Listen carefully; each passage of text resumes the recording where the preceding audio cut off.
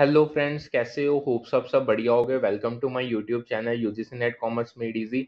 यहाँ पे आपको पेपर टू कॉमर्स जिसका पेपर कोड 08 है उसका complete syllabus from unit 1 to unit 10 करवाया जा रहा है। यूनिट 7 हमारी यानी 1 to 7 यूनिट्स हमारी कंप्लीट हो चुकी है। यूनिट 8 हमारी चल रही है and today will be the last class. इससे हमारी यूनिट नंबर 8 भी कंप्लीट हो जाएगी। सारे आपको प्रीवियस ईयर क्वेश्चन साथ करवाए गए हैं। रिवीजन सीरीज जनरल पेपर 1 और पेपर 2 कॉमर्स की यूट्यूब पे रन हो रही है। सो करते हैं आज का सेशन स्टार्ट करने से पहले do like subscribe and share the channel.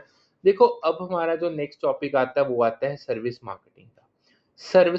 Service marketing वो आर्ट और साइंस है जो सर्विसेज लाइक जो इंटेंजिबल, पेरिशेबल और प्रोवाइडर कस्टमर इंटरेक्शन पे डिपेंड करते हैं उनको प्रमोट और डिलीवर करते हैं।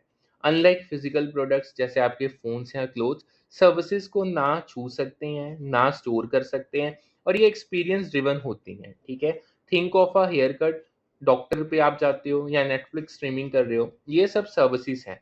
सर्विस मार्केटिंग का फोकस होता है कस्टमर एक्सपीरियंस प्रोवाइड करना, क्वालिटी देना और रिलेशनशिप्स पे। ठीक है, ये मार्केटिंग का एक चैलेंजिंग लेकिन एक्साइटिंग पार्ट है क्योंकि सर्विसेज का इवैल्यूएशन मुश्किल होता है बिफोर परचेज। अब हम इसको पूरी डिटेल में करने जा रहे हैं। जो हमारा फर्स्ट टॉपिक आता है, what are the characteristics of services. Service marketing services के यूनिक नेचर की वजह से अलग होता है from product marketing. Servicing services के 5 कोर कैरेक्टरिस्टिक हैं जो इनको डिफाइन करते हैं और मार्केटिंग चैलेंजेस को क्रिएट करते हैं। इनमें जो कैरेक्टरिस्टिक्स की बात करें, सबसे पहला इंटेंजिबिलिटी।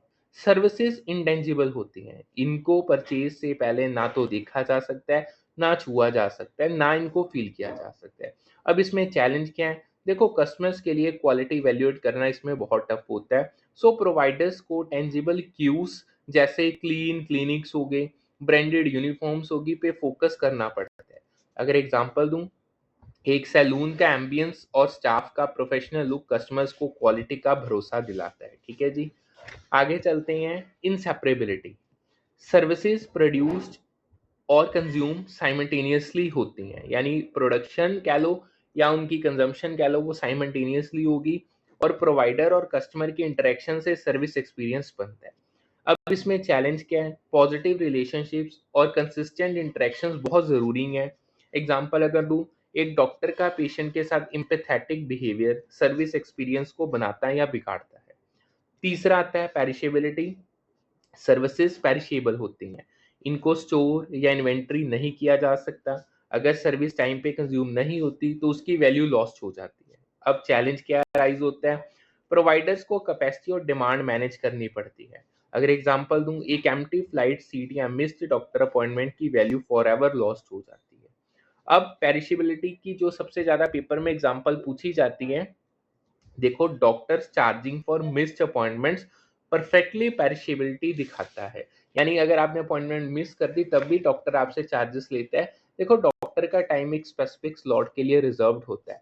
अगर पेशेंट नहीं आता तो उस स्लॉट की सर्विस वैल्यू डिसअपियर हो जाती है। इसलिए डॉक्टर्स नो शो के लिए चार्ज करते हैं ताकि जो कंपेंसेट हो उनका लॉस्ट अपॉर्चुनिटी के लिए। ठीक है, अगली आती है characteristics heterogeneity.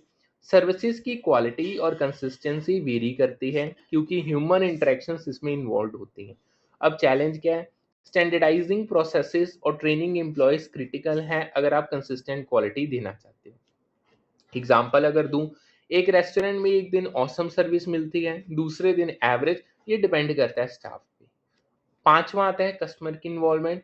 Customers actively participate करते हैं सर्विस की डिलीवरी में और उनके एक्शन सर्विस एक्सपीरियंस को शेप करते हैं। अब चैलेंज तब अराइज होता है जब प्रोवाइडर्स को कस्टमर के एक्सपेक्टेशंस मैनेज करना और इंगेजमेंट इंश्योर करना पड़ता है। ठीक है जी, अगर एग्जांपल दूं, एक जिम ट्रेनर का क्लाइंट के वर्कआउट एफर्ट पे डिपेंड करता है सर्विस का आउटकम क्या निकलेगा। अब एक छोटी सी चीज बताता हूँ, डिस्टिंग्विशिंग कैरेक्टरिस्टिक्स जो एक स्ट्रेटेजिक चैलेंजेस क्रिएट करती हैं, उनमें सबसे पहला पेरिशेबिलिटी, कि सर्विसेज को स्टोर नहीं किया जा सकता।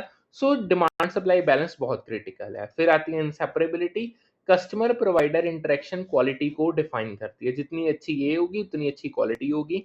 तीसरा इंटेंजिबिलिटी, क्वालिटी कम्युनिकेट करना टफ है विदाउट फिजिकल एविडेंस सर्विसेज में। ठीक है जी, एग्जांपल, एक होटल को क्लीन रूम्स, यानी ये टेंजिबल क्यों हो गया, पोलाइट स्टाफ, ये इंटरेक्शन होगी, और फ्लेक्सिबल बुकिंग्स ये डिमांड मैनेजमेंट होगी।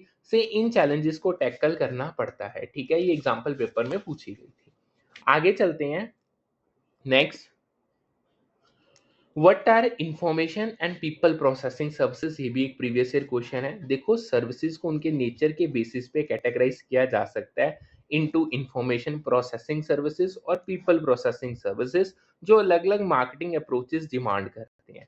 अब ये की टाइप्स को अगर समझे, सबसे पहले इंफॉर्मेशन प्रोसेसिंग सर्विसेज, ये सर्विसेज नॉलेज और डाटा के प्रोसेसिंग पे फोकस करती हैं, often without direct physical interaction, वो इसमें नहीं होती। एग्जाम्पल अगर दूं, हेल्थ केयर, डायग्नोस्टिक रिपोर्ट्स हो गया, टेली कंसल्टेशंस हो गया इसमें। एजुकेशन की बात करें, online courses, academic research. Management consultation की बात करें, स्ट्रेटेजिक एडवाइस देना, डाटा एनालिटिक्स हो गया, ये सारी इसके एग्जाम्पल हैं। और अगर एक और एग्जाम्पल दूं, कोर्सेरा ऑनलाइन कोर्सेज प्रोवाइड करती है जो स्टूडेंट्स को नॉलेज बेस्ड सर्विस देते हैं। ठीक है जी, होप सो आपको ये अच्छे से समझ आ गया होगा जितना आपको करवाया है। नेक्स्ट आता है पीपल प्रोसेसिंग सर्विसेज। देखो, ये सर्विसेज डायरेक्ट इंटरेक्शन प्रोवाइडर और कस्टमर के बीच जो होती है उस पर फोकस करती हैं, यानी ये टारगेट करते हैं फिजिकल या मेंटल वेलबींग। एग्जाम्पल अगर दूं, हेल्थ केयर, इसमें सर्जरीज होगी, थेरापीज होगी, ब्यूटी सैलून्स की हो गया काम, फिटनेस कोचिंग होगी। अगर एग्जाम्पल दूं, अपोलो हॉस्पिटल्स के डॉक्टर पेशेंट्स को डायरेक्ट ट्रीटमेंट देते हैं जिसमें फिजिकल इंटरेक्शन भी होती है। आगे चलते हैं। नेक्स्ट आता है हमारा what is hybrid service offering. देखो, हाइब्रिड सर्विस ऑफरिंग एक ऐसा मार्केट ऑफरिंग है जो गुड्स और सर्विसेज का कॉम्बिनेशन होता है। Goods like tangible products, services like intangible experiences. इसकी मेन एग्जांपल है रेस्टोरेंट भी। देखो, इसमें जो गुड्स हैं वो फूड है, यानी टेंजिबल प्रोडक्ट है, लाइक आपका पिज्जा ऑर्डर किया या आपने बिरयानी ऑर्डर की। सर्विसेज की बात करें, स्टाफ का ऑर्डर लेना, उनको सर्व करना और डाइनिंग एक्सपीरियंस प्रोवाइड करना सर्विसेज है। एग्जाम्पल अगर दूं, डोमिनोज पिज्जा एक टेंजिबल पिज्जा देता है विद क्विक डिलीवरी और फ्रेंडली सर्विस। ठीक है, ये एक प्रीवियस ईयर क्वेश्चन था। आगे चलते हैं। How to build a market offering, ये भी बहुत इंपॉर्टेंट है, अगेन ये प्रीवियस ईयर क्वेश्चन है। देखो, एक सक्सेसफुल मार्केट ऑफरिंग बनाने के लिए एक स्ट्रक्चर प्रोसेस फॉलो करना पड़ता है जो वैल्यू क्रिएशन और गोल अचीवमेंट पे फोकस करता है। अब इसमें जो सीक्वेंशियल स्टेप्स आते हैं उसमें सबसे पहला आता है अल्टीमेट क्राइटेरिया फॉर सक्सेस। देखो, डिफाइन करना है कि आपके ऑफरिंग का सक्सेस क्या है। जैसे आपने कस्टमर सेटिस्फेक्शन देनी है, रेवेन्यू अर्न करना है या मार्केट शेयर बढ़ाना है। एग्जाम्पल अगर दूं, एक होटल का सक्सेस क्राइटेरिया हो सकता है हाई गेस्ट रेटिंग्स। सेकंड आता है value created in the target market. देखो, टारगेट मार्केट के नीड्स क्या हैं, प्रेफरेंसेस क्या हैं और चैलेंजेस को समझकर वैल्यू क्रिएट करना मार्केट रिसर्च के थ्रू, ये सेकंड स्टेप है। अगर एग्जांपल के थ्रू बताऊं, स्टारबक्स ने अर्बन यूथ के लिए प्रीमियम कॉफी और कोजी एम्बियंस बनाया। तीसरा स्टेप है specifics of market offerings. Offerings के फीचर्स क्या हैं, बेनिफिट्स बताने और एट्रीब्यूट्स को डिफाइन करना जो वैल्यू डिलीवर करेंगे। ठीक है जी, ये स्टेप की खासियत है। एग्जांपल अगर दूं, नेटफ्लिक्स का स्पेसिफिक ऑफरिंग है एड फ्री स्ट्रीमिंग और एक्सक्लूसिव कंटेंट प्रोवाइड करना। चौथा आता है logistics of creating the offering. देखो, प्रोडक्ट डेवलपमेंट, सोर्सिंग होगी, उसकी डिस्ट्रीब्यूशन होगी और सप्लाई चेन का मैनेजमेंट इसमें आ जाता है।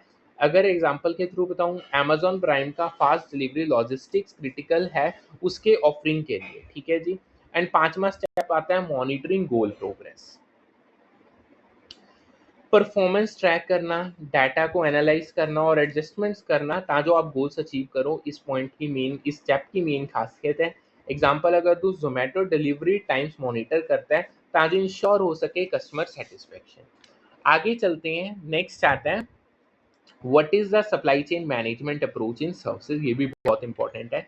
देखो, सप्लाई चेन मैनेजमेंट इन सर्विसेज एक कोलैबोरेटिव अप्रोच है जो एफिशिएंसी और कस्टमर वैल्यू को मैक्सिमाइज करती है थ्रू ऑप्टिमाइज्ड ऑपरेशन। अब इसके फीचर्स की बात करें तो पहला आता है joint reduction in channel inventories. Partners मिलके इन्वेंट्री लेवल्स कम करते हैं ताकि कॉस्ट को रिड्यूस किया जा सके। अब पार्टनर्स लाइक आपके प्रोवाइडर्स हो गए, सप्लायर्स हो गए। अगर एग्जांपल दूं, होटल्स और फूड सप्लाई स्लो स्टॉक रखती हैं ताकि वेस्ट को मिनिमाइज किया जा सके। सेकेंड आता है risk and rewards shared over the long term. Partners long term agreements में जो रिस्क और रिवॉर्ड्स हैं उनको आपस में शेयर करते हैं। Risk like losses, rewards like profits. अगर एग्जांपल दूं, एयरलाइंस और fuel suppliers long term contracts बनाते हैं। तीसरा आता है intermodal transportation. Companies multiple transportation models को यूज करती हैं ताकि मार्केट्स को एफिशिएंटली रीच आउट किया जा सके, लाइक रोड, रेल, एयर होगा। एग्जांपल अगर दूं, जोमेटो बाइक्स और वैन्स यूज करता है फॉर फूड डिलीवरी। ठीक है जी। होप्स आपको जितना करवाया उतना अच्छे से समझ आ गया है। अब आगे चलते हैं, what are service marketing strategies. ये भी बहुत इंपॉर्टेंट है, ये भी एक प्रीवियस ईयर क्वेश्चन है। देखो, marketing strategies for services customer centric approaches हैं जो सर्विसेज के यूनिक चैलेंजेस को एड्रेस करती हैं और सेटिस्फेक्शन, लॉयल्टी और ग्रोथ को ड्राइव करती हैं। अब यूनिक चैलेंजेस जैसे रिलेटेड टू इंटेंजिबिलिटी, पैरिशेबिलिटी होगा, ये मैं आपको बता भी चुका हूँ। अब इनमें जो की स्ट्रेटेजीज आती हैं उसमें सबसे पहला आता है सर्विस डिफरेंशिएशन। सर्विसेज को कॉम्पिटिटर से अलग करना थ्रू यूनिक वैल्यू प्रोपोजिशंस, यानी यूएसपी का यूज करके सर्विसेज को डिफरेंशिएट करना, जैसे अच्छी क्वालिटी देना, अच्छा एक्सपीरियंस देना, कस्टमाइजेशन करना या इनोवेशन करना। एग्जाम्पल अगर हूँ, स्टारबक्स का कोजी एम्बियंस और पर्सनलाइज्ड ड्रिंक्स डिफरेंशिएशन को क्रिएट करता है। ठीक है जी। सेकंड आती है सर्विस की quality. High quality services deliver करना ताकि आप कस्टमर की एक्सपेक्टेशंस पे खरा उतर सको, उनका पूरा कर सको थ्रू, अब ये होता कैसे है, थ्रू स्टैंडर्ड्स कर फॉलो करने, ट्रेनिंग देनी और मॉनिटरिंग करना। एग्जांपल अगर दूं, ताज होटल्स का एक्सेप्शनल हॉस्पिटैलिटी सर्विस क्वालिटी का बेंचमार्क है। ठीक है जी। आगे चलते हैं, नेक्स्ट आता है सर्विस क्वालिटी में एक इसमें प्रीवियस ईयर क्वेश्चन आता है, सर्वे इंस्ट्रूमेंट्स फॉर सर्विस क्वालिटी। ये बहुत इंपॉर्टेंट है। ये इंस्ट्रूमेंट्स हैं जो सर्विस क्वालिटी को जज करने के लिए यूज किए जाते हैं। इसमें सबसे पहला आता है सर्विकल। कस्टमर की परसेप्शंस और एक्सपेक्टेशंस को ये मेजर करता है अक्रॉस 5 डायमेंशन। भाई अब वो 5 डायमेंशंस है कौन? रिलायबिलिटी, रिस्पॉन्सिवनेस, एश्योरेंस, एम्पथी और टेंजिबल। ये 5 डायमेंशंस के अक्रॉस सर्विस की क्वालिटी को या कस्टमर की परसेप्शंस और एक्सपेक्टेशंस को मेजर किया जाता है। एग्जाम्पल अगर दूं, एयरलाइन सर्विकल को यूज करती हैं पैसेंजर सेटिस्फेक्शन को चेक करने के लिए। फिर आता है सर पर, इसका मेन फोकस है परफॉर्मेंस ओनली मेजरमेंट, यानी ये एक्सपेक्टेशंस को ये चीज इग्नोर करती है। एग्जांपल अगर दूं, रेस्टोरेंट्स सर्व पर्फ यूज करते हैं ताकि स्टाफ की परफॉर्मेंस को इवेल्युएट किया जा सके। फिर आता है six sigma, quality management methodology है जो मिनिमाइज करता है डिफेक्ट्स को, not a specific survey instrument. यानी ये सर्वे इंस्ट्रूमेंट नहीं है, ये क्वालिटी मैनेजमेंट मेथोडोलॉजी है जिसको डिफेक्ट्स को मिनिमाइज करने के लिए यूज किया जाता है। एग्जाम्पल अगर दूं, हॉस्पिटल सिक्स सिग्मा का यूज करते हैं अपने प्रोसेसेस को स्ट्रीमलाइन करने के लिए। अब आगे आती है सर्विस रिकवरी। देखो, सर्विस फेलियर्स को एड्रेस करना through quick complaint resolution, error correct करना और कस्टमर कंपेंसेशन प्रोवाइड करना इसके अंदर आ जाते हैं। एग्जाम्पल अगर दूं, Amazon रिफंड या रिप्लेसमेंट देता है अपनी फेल डिलीवरीज के लिए। चौथा आता है customer relationship management, CRM। Strong relationships इसमें बिल्ड करने की जाती हैं through personalised communication, loyalty programmes के थ्रू और फीडबैक सिस्टम्स के थ्रू कस्टमर के साथ रिलेशनशिप बिल्ड की जाती है। एग्जाम्पल अगर दूं, सेफोरा का loyalty programme personalised beauty offers provide करता है। अब सीआरएम के प्रोसेस के जो स्टेप्स हैं जो पेपर में पूछे जाते हैं, अब उसको देखते हैं। देखो, सबसे पहली स्टेज है वो है आपने सीआरएम प्रोग्राम को डेवलप करना है। टेलर्ड प्रोग्राम्स बनाने हैं कस्टमर के नीड्स के लिए, जो कस्टमर की एज पर नीड्स होंगे। Example, Starbucks reward programme free drinks offer करता है। ठीक है। फिर आता है कस्टमर डाटा को कलेक्ट किया जाता है, उसके कॉन्टैक्ट इन्फॉर्मेशन, परचेज हिस्ट्री क्या रही है, प्रेफरेंसेस को कलेक्ट किया जाता है। एग्जाम्पल अगर दूं, Amazon परचेज डाटा ट्रैक करता है रिकमेंडेशंस के लिए। तीसरा आता है कस्टमर डाटा के एनालिसिस किए जाते हैं, बिहेवियर्स देखा जाता है, ट्रेंड्स फाइंड आउट किए जाते हैं, नीड्स के इनसाइट्स गेन किए जाते हैं। एग्जाम्पल अगर दूं, नेटफ्लिक्स व्यूइंग डाटा एनालाइज करता है कंटेंट सजेशंस के लिए। फिर आता है प्रोग्राम्स की इंप्लीमेंटेशन, पर्सनलाइज्ड कैंपेन्स हो गई, लॉयल्टी प्रोग्राम्स लॉन्च किए जाते हैं एज पर नीड्स।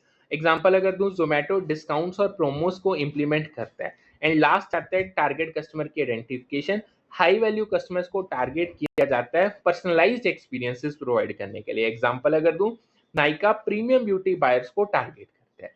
पांचवा आता है सर्विस प्राइसिंग, ये भी बहुत इंपॉर्टेंट है। देखो, प्राइसिंग सेट करना चैलेंजिंग है due to intangibility. Common approaches में सबसे जो यूज होती है वो होती है वैल्यू बेस्ड प्राइसिंग, यानी परसीव्ड कस्टमर वैल्यू के बेसिस पे आप प्राइस को डिटरमाइन करते हो। अगर एग्जांपल दूं, नेटफ्लिक्स टायर्ड प्राइसिंग करता है बेस्ड ऑन स्ट्रीमिंग क्वालिटी और डिवाइसेस। फिर आती है सर्विस प्रमोशन, बेनिफिट्स हो गए, वैल्यू होगी और यूनिक फीचर्स हाईलाइट किए जाते हैं एड्स के थ्रू, कंटेंट मार्केटिंग की जाती है, टेस्टिमोनियल्स के थ्रू हाईलाइट किए जाते हैं या वर्ड ऑफ माउथ। एग्जाम्पल अगर दूं, ओयो का budget friendly stage campaign affordable hospitality को प्रमोट करता है। एंड लास्ट आता है सर्विस डिलीवरी प्रोसेस, कंसिस्टेंट और एफिशिएंट डिलीवरी इंश्योर की जाती है स्टैंडर्ड्स के थ्रू, ट्रेनिंग के थ्रू, कस्टमर इंटरेक्शंस के थ्रू और टेक्नोलॉजी के थ्रू। एग्जाम्पल अगर दूं, उबर का ऐप सीमलेस राइड बुकिंग और डिलीवरी प्रोसेस प्रोवाइड करता है। ठीक है जी, होप्स आपको जितना करवाया अच्छा समझ आ गया होगा। अब आते हैं what is the hospital perception gap. देखो, हॉस्पिटल एक क्वेश्चन बनाया था केस स्टडी की फॉर्म में, हॉस्पिटल एडमिनिस्ट्रेशन वर्सेस पेशेंट की प्रायोरिटीज। स्टेटमेंट थी, हॉस्पिटल एडमिनिस्ट्रेशन में think that patients want better food but patient में more concern with nurse responsiveness. ये दिखाता है कि मैनेजमेंट यानी हॉस्पिटल एडमिनिस्ट्रेशन और कस्टमर यानी पेशेंट्स के जो प्रायोरिटीज में गैप होता है। एडमिनिस्ट्रेशन को लगता है फूड क्वालिटी ज़रूरी है, लेकिन पेशेंट्स नर्स की रिस्पॉन्सिवनेस को ज़्यादा वैल्यू देते हैं। रिस्पॉन्सिव लाइक क्विक रिस्पॉन्स होना चाहिए, एम्पैथेटिक होना चाहिए। एग्जाम्पल अगर दूं, एक हॉस्पिटल फैंसी मील्स इंट्रोड्यूस करता है लेकिन पेशेंट शिकायत करते हैं क्योंकि नर्सेज स्लोली रिस्पॉन्ड करती हैं। ठीक है जी। अब आगे एक और प्रीवियस क्वेश्चन आता है, what is assurance. Assurance SERVQUAL model का एक डायमेंशन है जो एम्प्लॉय की नॉलेज, कर्टेसी और ability to convey trust and confidence को मेजर करता है। ये कस्टमर्स को भरोसा दिलाता है कि सर्विस रिलायबल और प्रोफेशनल है। अब इसके जो इंपॉर्टेंट एस्पेक्ट्स हैं उनमें सबसे पहले आता है नॉलेज। एम्प्लॉयज को सर्विस और इंडस्ट्री का डीप अंडरस्टैंडिंग होना चाहिए, ये सबसे इंपॉर्टेंट चीज है। फिर कर्टेसी, पोलाइट होना चाहिए, रिस्पेक्टफुल होना चाहिए और उसका एम्पैथेटिक बिहेवियर होना चाहिए। ट्रस्ट एंड कॉन्फिडेंस की बात करें, कस्टमर्स को एश्योरेंस देने की सर्विस हाई क्वालिटी ही है। अगर एग्जांपल दूं, एक बैंक एम्प्लॉय जो लोन प्रोसेस क्लियरली एक्सप्लेन करता है और पोलाइटली डाउट्स को क्लियर करता है, वो एश्योरेंस प्रोवाइड करता है। ठीक है जी, होप सो आपको ये अच्छे से समझ आ गया होगा।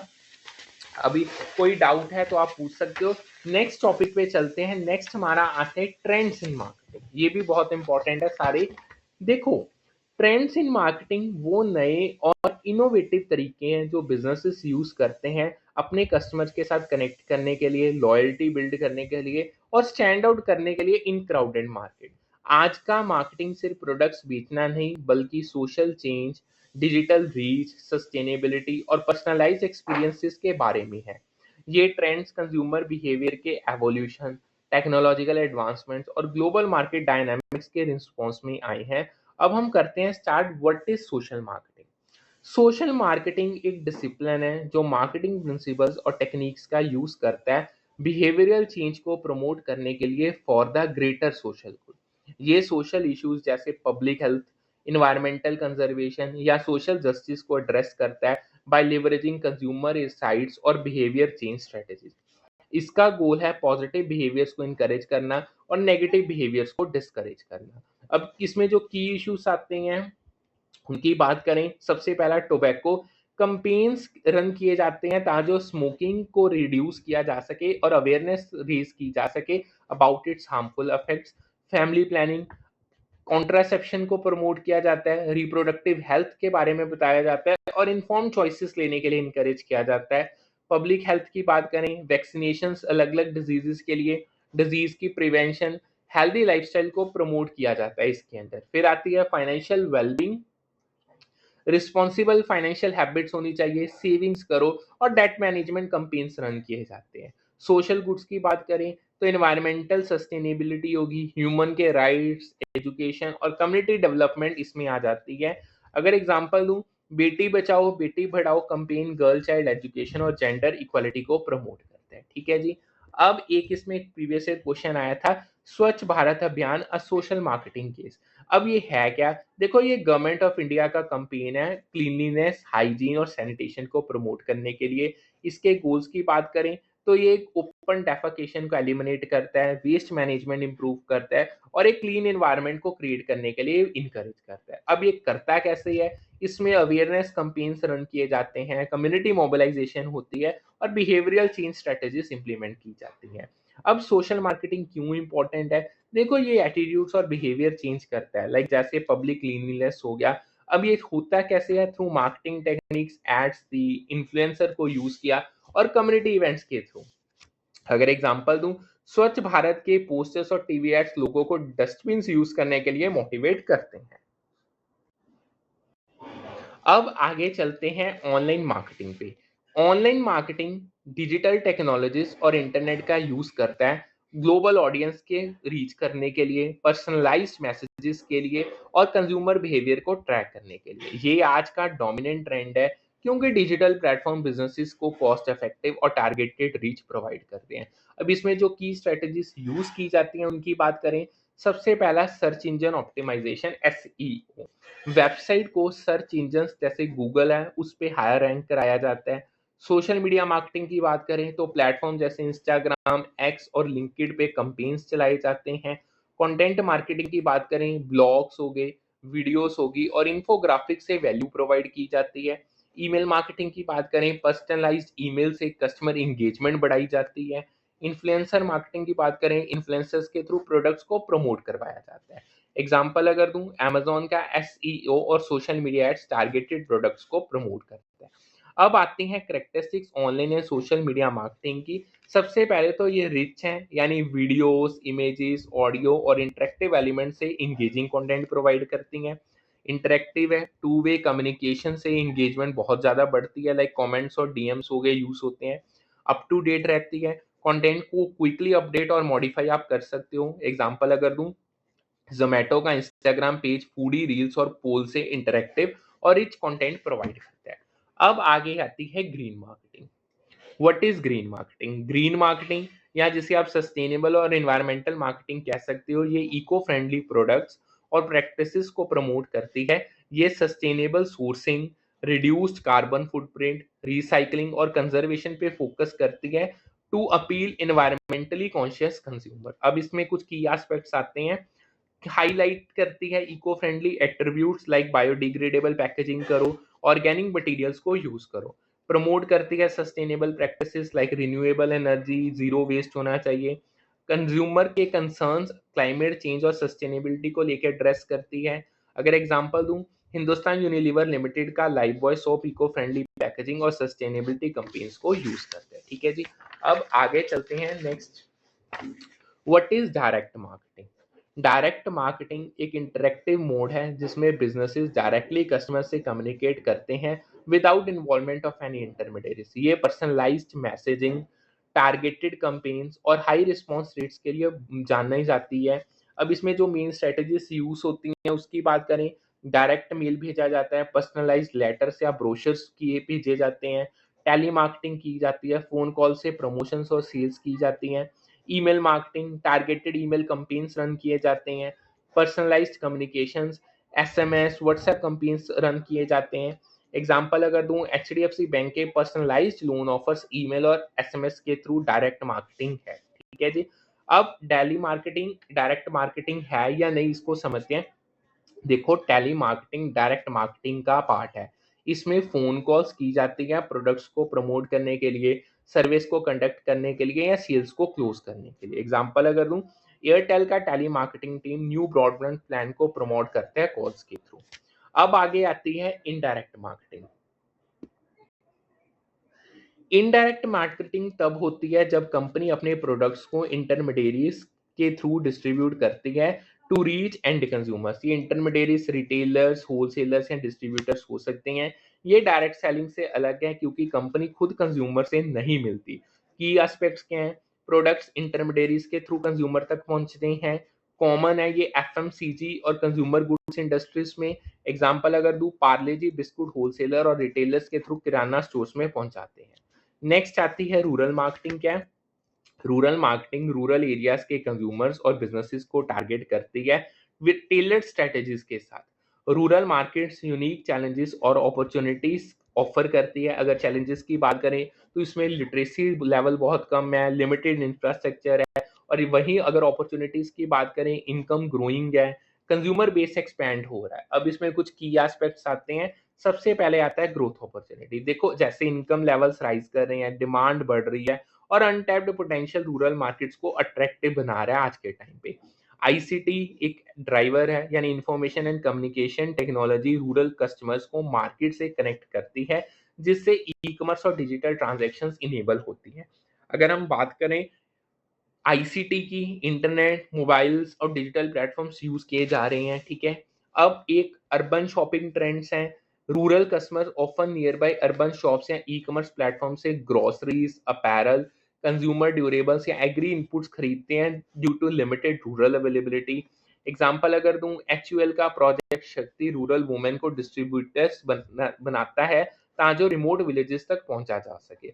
अब एक मिथ था, ये प्रीवियस क्वेश्चन है, एक मिथ अबाउट रूरल मार्केट। देखो only low price product sell in rural market, ये मिथ है। रूरल कंज्यूमर प्राइस सेंसिटिव होते हैं, बट वैल्यू, क्वालिटी और स्पेसिफिक नीड्स के लिए प्रीमियम प्रोडक्ट्स भी खरीदते हैं due to rising purchasing power.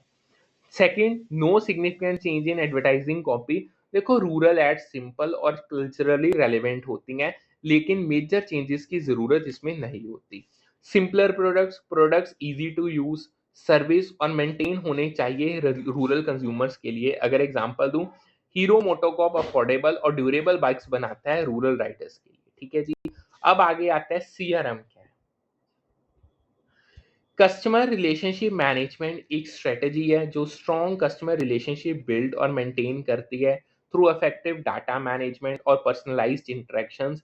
ये कस्टमर की लॉयल्टी, रिटेंशन और पर्सनलाइज्ड एक्सपीरियंसेस को ड्राइव करती है। अब इसमें जो की एस्पेक्ट्स आते हैं, customer data management, purchase history होगी कस्टमर की, उसकी प्रेफरेंसेस होगी, इंटरेक्शंस को ट्रैक किया जाता है। पर्सनलाइज्ड मार्केटिंग की बात करें, टेलर्ड ऑफर्स और कम्युनिकेशंस भी की जाती हैं as per needs, excellent customer service, quick, यानी एक्सीलेंट कस्टमर सर्विस में क्विक कंप्लेंट रेजोल्यूशन की जाती है और सपोर्ट प्रोवाइड की जाती है। एग्जांपल अगर दूं, Amazon का CRM system personalised product recommendations और फास्ट फूड प्रोवाइड करता है। आगे चलते हैं, नेक्स्ट आता है मास मार्केटिंग। देखो मास मार्केटिंग एक स्ट्रेटेजी है जिसमें कंपनी लार्जेस्ट पॉसिबल ऑडियंस को टारगेट करती है विद द स्टैंडर्डाइज्ड प्रोडक्ट और सर्विस और यूनिफॉर्म मार्केटिंग मैसेज। ये स्पेसिफिक सेगमेंट्स पे फोकस नहीं करती, बल्कि ब्रॉड मार्केट को अपील करती है। अब इसके की एस्पेक्ट्स क्या हैं? मास प्रोडक्शन है, standardised products at a large scale बनाए जाते हैं, स्टैंडर्डाइज्ड प्राइसिंग है, यूनिफॉर्म प्राइसेस है, सभी के लिए सेम प्राइस है, वाइड स्प्रेड डिस्ट्रीब्यूशन है, प्रोडक्ट्स हर जगह अवेलेबल होते हैं, जितना आप हो सकता है हर एक जगह पे आपको प्रोडक्ट मिल जाएगा। हैवी एडवर्टाइजिंग है, मास मीडिया जैसे टीवी, रेडियो, ऑनलाइन एड्स का यूज किया जाता है। लिमिटेड कस्टमाइजेशन है, यानी one size fits all approach use की जाती है। कॉमन है ये फास्ट मूविंग कंज्यूमर गुड और सीपीजी इंडस्ट्रीज के लिए। एग्जांपल अगर दूं, कोका कोला का global taste the feeling campaign सबको एक ही मैसेज प्रोवाइड करता है। आगे चलते हैं, नेक्स्ट आता है होलिस्टिक मार्केटिंग। देखो होलिस्टिक मार्केटिंग एक ब्रॉड इंटीग्रेटेड अप्रोच है जो मार्केटिंग एक्टिविटीज को इंटरकनेक्टेड वे में दिखाती है ताकि इम्पैक्ट को मैक्सिमाइज किया जा सके। ये मल्टीपल कंपोनेंट्स को कंबाइन करती है फॉर अ कोहेसिव स्ट्रेटजी। अब इसमें की कंपोनेंट्स की बात करें, रिलेशनशिप मार्केटिंग सबसे पहले लॉन्ग टर्म रिलेशनशिप बिल्ड करना कस्टमर के साथ, सप्लायर्स के साथ, डिस्ट्रीब्यूटर के साथ और स्टेक होल्डर्स के साथ, ताकि लॉयल्टी और प्रेफरेंस को अर्न किया जा सके। एग्जाम्पल अगर दूं, स्टारबक्स का लॉयल्टी प्रोग्राम कस्टमर्स को रिपीट परचेजेस के लिए रिवॉर्ड्स देता है। फिर आती है इंटरनल मार्केटिंग, एम्प्लॉयज को मोटिवेट और ट्रेन किया जाता है ताकि वो सुपीरियर कस्टमर वैल्यू डिलीवर करें। एग्जाम्पल अगर दूं, ताज होटल का staff training programme exceptional hospitality ensure करता है। तीसरा, सोशली रिस्पॉन्सिबल मार्केटिंग, एथिकल और रिस्पॉन्सिबल प्रैक्टिसेस जो सोसाइटी और स्टेक होल्डर्स के वेलबींग के लिए कंसीडर करता है, ठीक है जी। एग्जांपल अगर दूं, एक्चुअल का sustainability focus eco friendly products को प्रमोट करता है। आगे आता है माइक्रो मार्केटिंग। देखो माइक्रो मार्केटिंग एक स्ट्रेटेजी है जिसमें कंपनी हर एक इंडिविजुअल कस्टमर को एक सेपरेट सेगमेंट ट्रीट करती है, focusing on their unique needs and preferences with personalised marketing. इसमें क्या की एस्पेक्ट्स हैं, इंडिविजुअलाइज्ड एक्सपीरियंसेस दिए जाते हैं, देखो टेलर्ड प्रोडक्ट्स, ऑफर्स और कम्युनिकेशंस की जाती हैं, डीप कस्टमर इनसाइट्स होते हैं, डाटा ड्रिवन अंडरस्टैंडिंग होती है कस्टमर की नीड्स और एक्सपेक्टेशन उसकी प्रेफरेंसेस की। एग्जांपल अगर तू नेटफ्लिक्स का रिकमेंडेशन सिस्टम हर यूजर के लिए पर्सनलाइज्ड कंटेंट को सजेस्ट करता है। अब हु शेप्ड दीज ट्रेंड्स, ये सबसे इंपॉर्टेंट है। देखो, कुछ की थिंकर्स ने मॉडर्न मार्केटिंग ट्रेंड्स को डिफाइन किया। सबसे पहले bill Bishop, strategic marketing from for the digital age, digital platforms और टेक्नोलॉजीज को लिवरेज करने की ये स्ट्रेटेजीज ने बताई। फिर second, a bird, a common sense direct marketing, practical और इनिशिएटिव डायरेक्ट मार्केटिंग की अप्रोचेस बताई। डेनियल एस जोनल ने ऑनलाइन मार्केटिंग लाइक इंटरनेट और डिजिटल चैनल्स के थ्रू मार्केटिंग कैसे करते हैं उसके बारे में बताया। जेफरी एफ रेपर ने managing in the market space यानी डायनामिक मार्केट इन्वायरमेंट्स में इफेक्टिव ऑपरेशंस कैसे किए जा रहे हैं उसके बारे में बताया। एग्जांपल अगर दूं, बिल बिशप के आइडियाज फ्लिपकार्ट के एआई ड्रिवन डिजिटल कंपेन्स में दिखाई देते हैं। ठीक है जी, होप्स आपको जितना करवाया उतना समझ आ गया होगा। अब आगे चलते हैं, नेक्स्ट हमारा टॉपिक आता है लॉजिस्टिक्स मैनेजमेंट का। ठीक है जी, अब इसकी बात करते हैं। देखो, लॉजिस्टिक्स मैनेजमेंट वो आर्ट और साइंस है जो इंश्योर करती है कि गुड्स, सर्विसेज और इंफॉर्मेशन पॉइंट ऑफ रीजन से पॉइंट ऑफ कंजम्पशन तक एफिशिएंटली और कॉस्ट इफेक्टिवली मूव करे। पॉइंट ऑफ रीजन यानी फैक्ट्री हो सकती है, सप्लायर हो सकता है। कंजम्पशन की बात करें तो कस्टमर या रिटेलर हो सकता है। ये सप्लाई चेन का दिल है। इसमें प्लानिंग, इम्प्लीमेंटेशन और कंट्रोल ऑफ एक्टिविटीज आता है like transportation, warehousing, inventory को मैनेज किया जाता है, पैकेजिंग और इंफॉर्मेशन सिस्टम्स इसका पार्ट है। लॉजिस्टिक मैनेजमेंट का गोल है स्मूथ ऑपरेशन, कॉस्ट सेविंग्स और हैप्पी कस्टमर्स होने चाहिए। अब बात करते हैं what are the components of logistic management, detail में इसको समझते हैं। देखो, लॉजिस्टिक्स मैनेजमेंट मल्टीपल एक्टिविटीज का कोऑर्डिनेशन है जो इंश्योर करता है कि गुड्स और इंफॉर्मेशन स्मूथली फ्लो करें। ये कंपोनेंट सप्लाई चेन को एफिशिएंट और कस्टमर फ्रेंडली बनाते हैं। की कंपोनेंट्स क्या हैं? सबसे पहला ट्रांसपोर्टेशन, गुड्स का फिजिकल मूवमेंट एक लोकेशन से दूसरी यानी फैक्ट्री से वेयर हाउस से स्टोर या डायरेक्ट कस्टमर तक। इसमें आप मोड ऑफ ट्रांसपोर्ट सेलेक्ट करते हो लाइक रोड, रेल, एयर या सी। करियर रिलेशनशिप्स को मैनेज करते हो, रूट्स को ऑप्टिमाइज करते हो और शिपमेंट्स को ट्रैक करते हो ताकि टाइमली डिलीवरी हो पाए। एग्जांपल अगर दूं, फ्लिपकार्ट का delivery fleet same day delivery के लिए ऑप्टिमाइज रूट्स को यूज करता है। सेकंड आता है warehousing and inventory management. इसमें स्टोरेज, हैंडलिंग और मैनेजमेंट गुड्स की होती है during supply chain stages.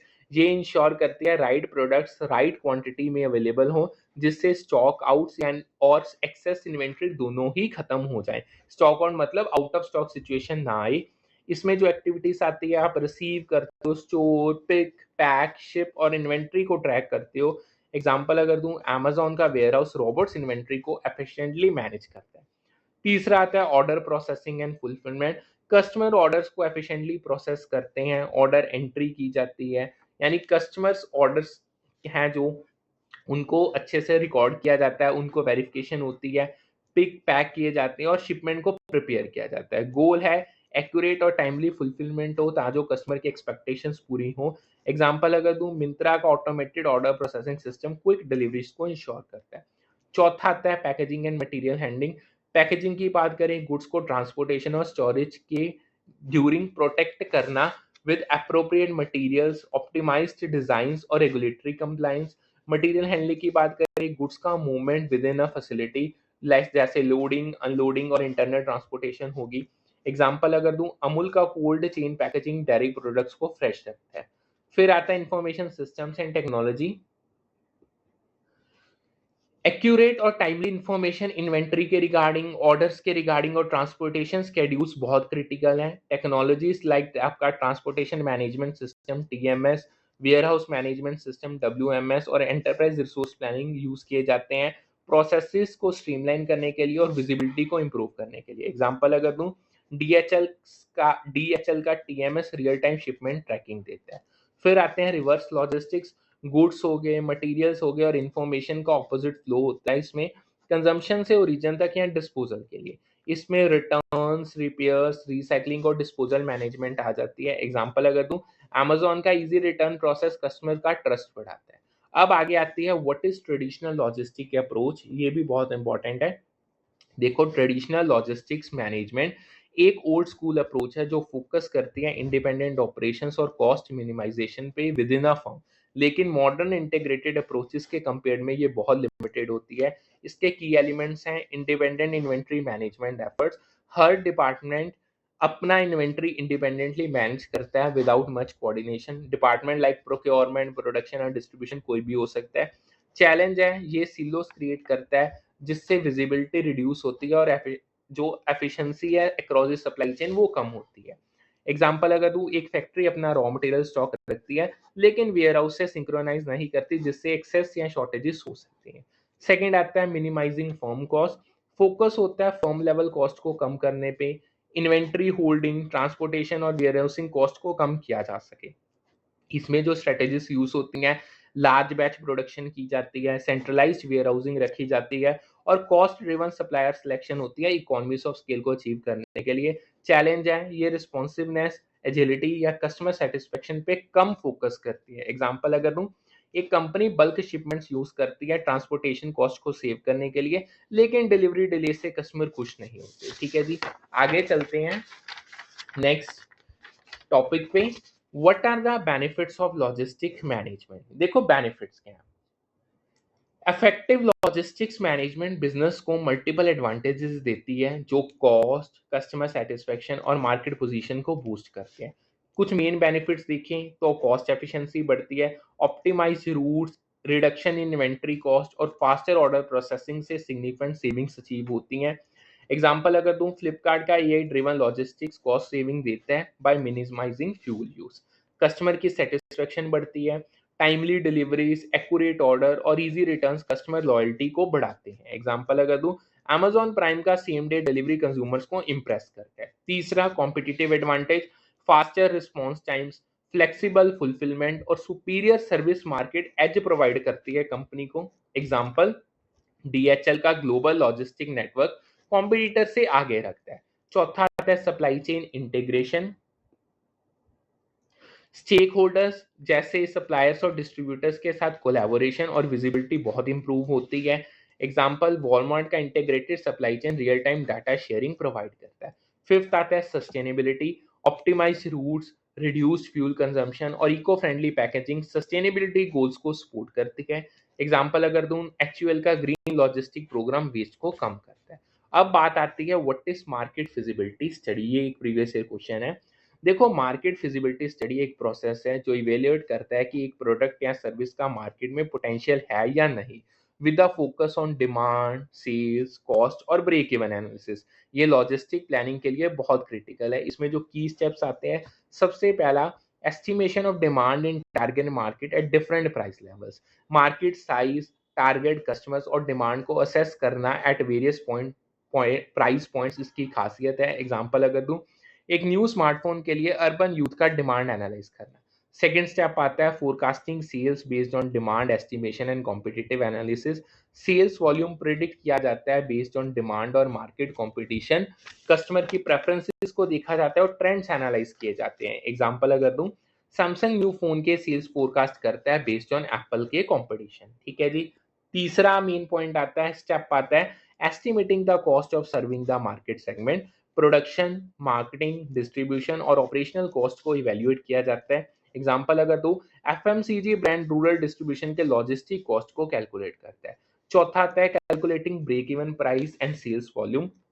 Break even price और सेल्स वॉल्यूम कैलकुलेट किए जाते हैं ताकि जो फाइनेंशियल वायबिलिटी बताई जा सके। ब्रेक इवन प्राइस यानी जो कॉस्ट कवर करने वाला प्राइस होता है। एग्जांपल अगर दूं, एक स्टार्टअप अपने ब्रेक इवन पॉइंट निकालता है टू डिसाइड प्रोडक्ट प्राइसिंग। अब आगे चलते हैं। एक ये प्रीवियस ईयर क्वेश्चन आया था, हु आर जनरेशन एक्स। देखो, जनरेशन एक्स जो मिड 1960 से लेके अर्ली 1980 तक बॉर्न हुए हैं, ये एक जनरेशन है जो प्रैग्मेटिक, इंडिविजुअलिस्टिक और सेल्फ रिलायंट है। ये लॉजिस्टिक्स और मार्केटिंग के कॉन्टेक्स्ट में इंपॉर्टेंट है क्योंकि इनके प्रेफरेंसेस सप्लाई चेन स्ट्रेटेजीज को शेप करते हैं। की कैरेक्टरिस्टिक्स की बात करें, ये प्रैग्मेटिक है, प्रैक्टिकल और रियलिस्टिक डिसीजंस लेते हैं, यानी वैल्यू और फंक्शनैलिटी पे ये फोकस करते हैं। इंडिविजुअलिस्टिक है, इंडिपेंडेंस और पर्सनल फुलफिलमेंट को ये प्रायोरिटाइज करते हैं। सेल्फ रिलायंट है, इकोनॉमिक रिसेशंस और कॉर्पोरेट डाउनसाइजिंग की वजह से ये अडेप्टेबल और रिसोर्सफुल हैं। स्केप्टिकल हैं, ट्रेडिशनल इंस्टीट्यूशंस पे कम भरोसा और वर्क लाइफ बैलेंस को ये सीख करते हैं। एग्जाम्पल अगर दूं, generation x consumers Amazon prime join करते हैं फॉर रिलायबल फास्ट डिलीवरीज जो उनके प्रैक्टिकल नीड्स को मीट करे। ठीक है, ये जरूरी नहीं है लॉजिस्टिक मैनेजमेंट के कॉन्टेक्स्ट में ये क्वेश्चन आता है, सिंपल क्वेश्चन भी आ सकता है। अब बात आती है कंज्यूमरिज्म क्या है। देखो, कंज्यूमरिज्म एक सोशल मूवमेंट है जो कंज्यूमर राइट्स को प्रोटेक्ट और प्रमोट करती है। ये fair business practices, product safety, accurate labelling और कंज्यूमर इंफॉर्मेशन के लिए एडवोकेट करती है ताकि जो एक्सप्लॉयटेशन और डिसेप्शन को प्रिवेंट किया जा सके। इसमें की एस्पेक्ट्स क्या हैं? फेयर प्रैक्टिसेस, ये एथिकल बिजनेस कंडक्ट इंश्योर करती है, प्रोडक्ट सेफ्टी इंश्योर करती है, सेफ और रिलायबल प्रोडक्ट्स का स्टैंडर्ड मेंटेन करती है, इंफॉर्मेशन एसेस मिलता है, ट्रांसपेरेंट लेबलिंग और डाटा होता है इन्फॉर्म डिसीजंस लेने के लिए। ठीक है जी, आगे चलते हैं। अगर इसका गवर्नमेंट का रोल बताऊं, लॉस, रेगुलेशंस और एजेंसीज कंज्यूमर इंटरेस्ट को सेफगार्ड करती हैं। Like Indian consumer protection act हो गया। एग्जांपल अगर दूं, इंडिया का बीआईएस सर्टिफिकेशन प्रोडक्ट सेफ्टी को इंश्योर करता है इलेक्ट्रॉनिक्स के लिए। ठीक है जी, अब आगे आता है, ये अब सारे प्रीवियस ईयर क्वेश्चन हैं जो मैं आपको करवाने जा रहा हूँ। What is going rate pricing? Going rate pricing एक स्ट्रेटेजी है जिसमें फर्म्स अपने प्रोडक्ट या सर्विस का प्राइस मार्केट रेट या कॉम्पिटिटर प्राइस के बेसिस पे सेट करते हैं। ये कॉमन है जब गुड्स हाईली सब्सटीट्यूटेबल होते हैं। अब इसमें की एस्पेक्ट्स क्या हैं? एक तो मार्केट ड्रिवन है, प्राइसेस कॉम्पिटिटर्स के सिमिलर होते हैं, सब्सटीट्यूटेबल गुड्स हैं, यूज किया जाता है उन मार्केट्स में जिनमें लो डिफरेंशिएशन है, लाइक एफएमसीजी या यूटिलिटीज वाली मार्केट होगी। एग्जांपल अगर दूं, लोकल किराना स्टोर इसको सबसे ज्यादा यूज करते हैं। ठीक है जी, नेक्स्ट आता है what is the sales process. Sales process एक स्ट्रक्चर अप्रोच है जो कस्टमर्स को अट्रैक्ट और कन्वर्ट करती है। लॉजिस्टिक्स से कॉन्टेक्स्ट में डिलीवरी और सर्विस को ये सपोर्ट करती है। इसमें जो की स्टेप्स आते हैं, सबसे पहले प्रोस्पेक्टिंग, आइडेंटिफाई किया जाता है प्रोफाइल्स को, लीड्स और रिकॉर्ड्स को ताकि जो क्वालिफाई किया जा सके, यहाँ कह लो टू क्वालिफाई कस्टमर कैपेबिलिटी और विलिंगनेस टू बाय। एग्जांपल अगर दूं, एक सेल्स पर्सन लिंक्डइन पे potential B to B clients को आइडेंटिफाई करता है। सेकंड स्टेप आता है प्री अप्रोच। इसमें इंफॉर्मेशन गैदर की जाती है, हैबिट्स और प्रेफरेंसेस के about prospects to tailor the pitch देखे जाते हैं। एग्जांपल अगर दूं, एक कार डीलर कस्टमर के बजट और प्रेफरेंसेस को चेक करता है। तीसरा प्रेजेंटेशन, अटेंशन क्रिएट करने के लिए इंटरेस्ट और डिजायर और action through compelling pitches create की जाती है, लाइक एआईडीए मॉडल यूज होता है। एग्जांपल अगर दूं, एक स्मार्टफोन रिटेलर न्यू मॉडल के फीचर्स को हाईलाइट करता है। अब आगे चौथा आता है post sale services. Post purchase dissonance जिसे रिग्रेट कहते हैं उसको रिड्यूस किया जाता है और गुडविल बिल्ड की जाती है थ्रू सपोर्ट, रिटर्न्स और फॉलोअप। एग्जांपल अगर दूं, अमेजॉन का इजी रिटर्न्स और कस्टमर केयर गुडविल को बनाता है। अब बात करते हैं what is the law of one price. देखो, लॉ ऑफ वन प्राइस कहती है कि कॉम्पिटिटिव मार्केट्स में विदाउट ट्रांसपोर्टेशन कॉस्ट और trade barriers identical products different countries में सेम प्राइसेस पे सेल होने चाहिए when expressed in same currency. की एस्पेक्ट्स क्या है? कोई आर्बिट्रेज नहीं होने चाहिए, यानी प्राइस डिफरेंसेस नहीं होने चाहिए, वरना ट्रेडर्स प्रॉफिट के लिए बाय सेल करेंगे।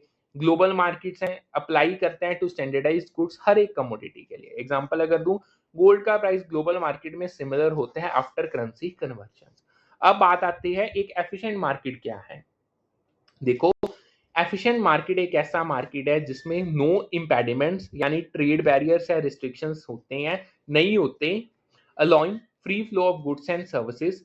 की एस्पेक्ट्स की बात करें, कोई ट्रेड बैरियर्स नहीं है, टैरिफ्स, कोटा या रेगुलेशंस इसमें नहीं होती, हाई कंपटीशन है, फ्री एंट्री और एग्जिट होता है बिजनेसेस के लिए। अगर एग्जांपल दूं, ईयू का यानी यूरोपियन यूनियन का सिंगल मार्केट गुड्स का फ्री मूवमेंट अलाउ करता है। अब बात करते हैं व्हाट आर 7 पीस। देखो, 7 पीस ऑफ मार्केटिंग मिक्स जो बूम्स एंड बिटनर ने दिए थे, सर्विस ओरिएंटेड बिजनेसेस के लिए एक फ्रेमवर्क है जो लॉजिस्टिक्स और मार्केटिंग को अलाइन करते हैं। इनको अगर समझें, सबसे पहला पी प्रोडक्ट, सर्विस या ऑफरिंग क्या है आपकी, यानी डिलीवरी करना सर्विस की। सेकंड आता है प्राइस, प्राइसिंग स्ट्रेटेजी क्या है, फॉर एग्जांपल वैल्यू बेस्ड हो सकती है। तीसरा प्लेस, डिस्ट्रीब्यूशन चैनल्स क्या है, लाइक आपके लॉजिस्टिक नेटवर्क आपने क्या यूज करने हैं। चौथा प्रमोशन, मार्केटिंग कैंपेन्स हो गए आपके एड्स या सोशल मीडिया के थ्रू। पांचवा प्रोसेस, सर्विस डिलीवर प्रोसेसेस हो गए आपके, लाइक ऑर्डर फुलफिलमेंट हो गया।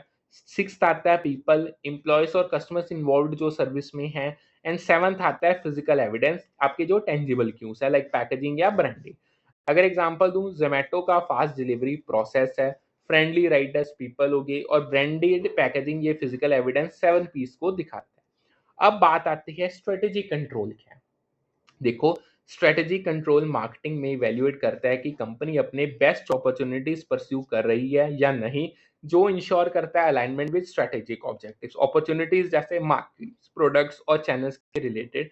अब इसमें मेन चीजें हैं मार्केट अलाइनमेंट। स्ट्रेटेजीज को मार्केट ट्रेंड्स के साथ सिंक्रोनाइज किया जाता है, परफॉर्मेंस ट्रैक की जाती है, केपीआईस मॉनिटर कर किए जाते हैं लाइक सीएस या कस्टमर सेटिस्फेक्शन के रिलेटेड।